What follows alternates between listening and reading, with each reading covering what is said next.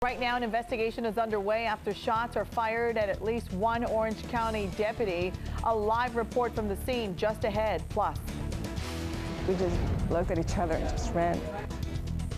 The trial begins today for the surviving brother accused of the Boston Marathon bombing. This morning, hear from a local woman who was there as the bombs went off. And I'm Adam Malkin. Coming up, we'll kick off our coverage of the giant consumer electronics show, from TVs to cameras to electronic belt buckles. Covering Brevard County right now, we've learned another person has died of the flu. A spokesperson with the health department says it was a 72-year-old man who did have a pre-existing condition. Last month, a woman in Brevard County died due to complications associated with the flu. Now, this season has seen a wider outbreak than usual. According to the CDC's latest influenza report, all but 6 states are reporting widespread outbreaks. And this year's vaccine isn't matching up with these strains of flu that are out there. Now, for more information about the flu, how you can protect yourself from it, you can just head to our website. Visit mynews13.com anytime. covering Volusia County with a follow-up story we brought you yesterday. The Holly Hill Elementary School advisor accused of attacking a coworker during a basketball game has resigned. The whole thing was caught there in this video. Holly Hill police say the video shows Travis Mims pick up Catherine Martin, a teacher, and slam her onto the basketball court. Police say she hit the court head first. Mims was arrested and charged with aggravated battery. He has since been released on bond. Attorneys will begin arguing whether convicted killer Brandon Bradley should get the death penalty or not. A jury convicted Bradley on Tuesday on first-degree murder charges in the shooting death of Brevard County Deputy Barbara Pill. Now the jury has to recommend either life in prison or a death sentence. News 13's legal analyst Mark Niejames says the defense has already been laying the groundwork for going into Bradley's drug use and abusive childhood to try and spare his life. But Niejames also says the case for death may be just too strong. In light of the testimony from the trial, the rapidity that this jury came back and finding a guilty on first-degree murder as well as other charges, that this jury will, in great likelihood, come back. It wouldn't surprise me if it's a unanimous verdict of recommending the death penalty to the judge. Prosecutors say they plan to call Deputy Pill's family members to the stand. Likewise, the defense says they'll have Bradley's family testify. News 13's in-depth coverage of the guilty verdict in the Brandon Bradley murder trial continues right now at mynews13.com. Log on to listen to the verdict again and see a timeline of the trial and the case from the very beginning. Breaking news, a search is underway for a shooter after shots were fired at least one Orange County deputy. Very serious situation.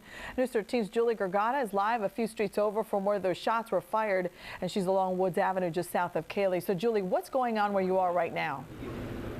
Hi, Beth. Well, it's quite quiet now as deputies, rifles in hand, patrol this area. But take a look behind me. There is a heavy police presence, a huge perimeter set up here where blocks of Cayley, Westmoreland, and Orange Blossom Trail are shut down and taped off all west of I-4. And at 6:32 this morning, actual temperatures are in the 30s, but with the wind, it's even colder than that. Very cold morning, not stopping whatsoever. Thousands from waking up early and going to Disney. It's time for the Walt Disney World Marathon. The weekend kicks off right now with a 5K race. News 13's Jerry Hume is live. He is very brave to be out at Epcot this morning. So we're sure there's so many visitors there behind you. We see so many people walking by. How are they staying warm as they run? Yeah, well, they're staying warm. A lot of them have like trash bags on out here, Yvette, or they have their winter coats over them. We've been checking our thermometer all morning long. We're still about 38 degrees this morning. Powerball fever is sweeping the nation as tonight's jackpot surges to nearly $500 million. The Powerball jackpot is now an estimated $485 million.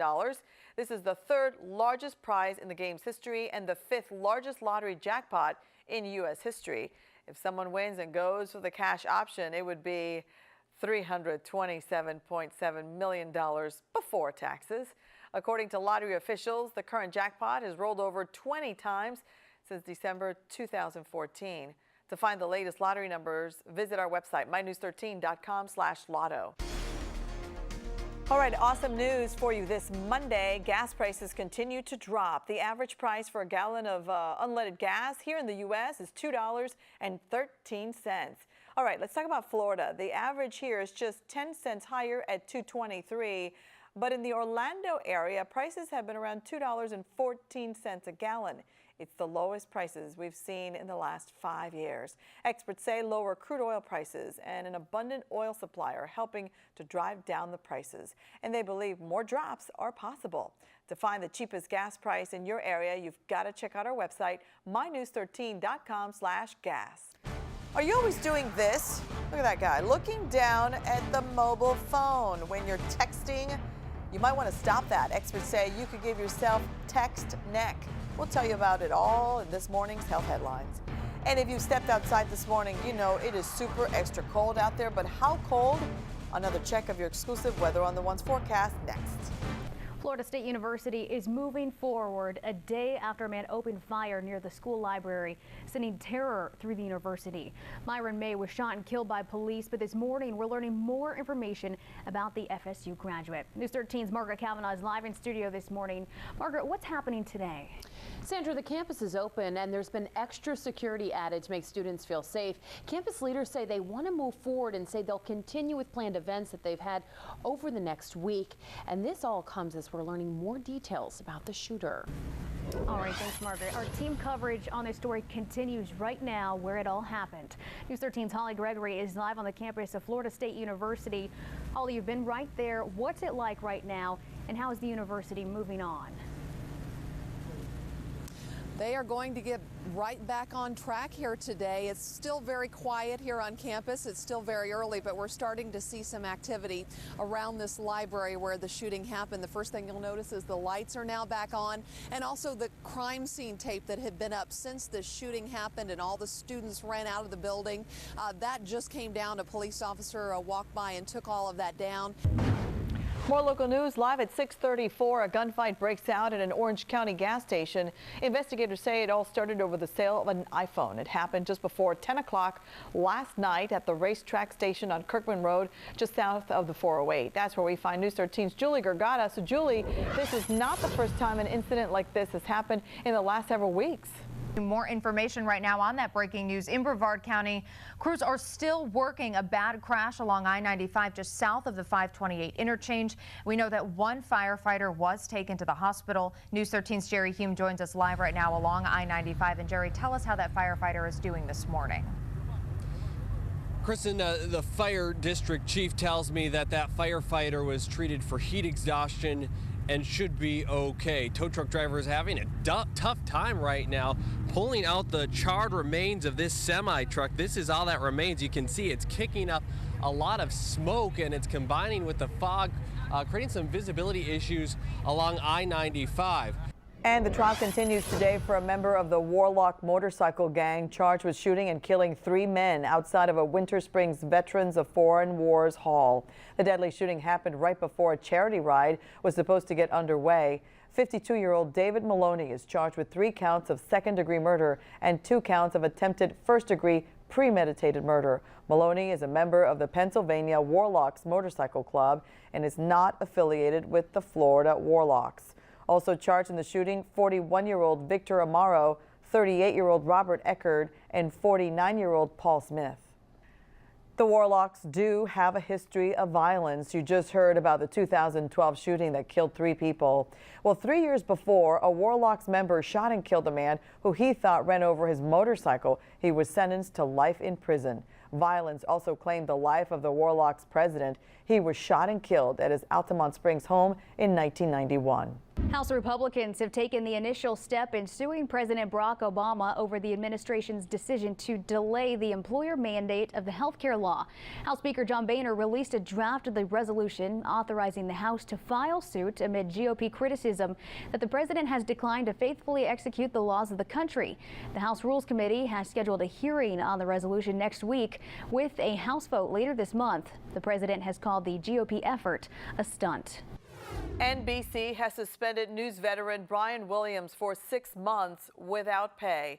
The decision comes amid an internal investigation into whether the nightly news anchor exaggerated stories during public appearances. Last week, Williams apologized after admitting to telling a false story about certain events while reporting on the war in Iraq.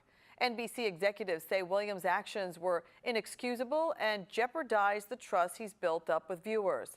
Lester Holt has been filling in on the anchor desk this week and will continue to do so during Williams' absence. Covering Orange County, where a partial building collapse happened at the Massey Cadillac in Orlando. The dealership is off Orange Blossom Trail near the 528. The road had to be shut down for a couple of hours during the busy rush hour.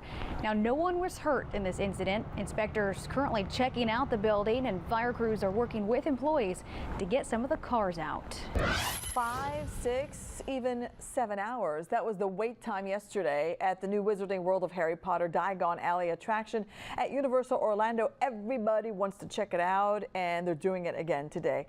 Take a look at the folks already in line this morning. Just a little while ago, Sky 13 over the scene in a little bit, and you can see there are so many people lined up, waking up before the break of dawn, just trying to get into the action. Who's near there? News 13's Natalie Tolomeo live outside the theme park. Natalie, it's complete pandemonium yesterday because so many people, thousands, flooded the park today. Expected to be busy again, it looks like.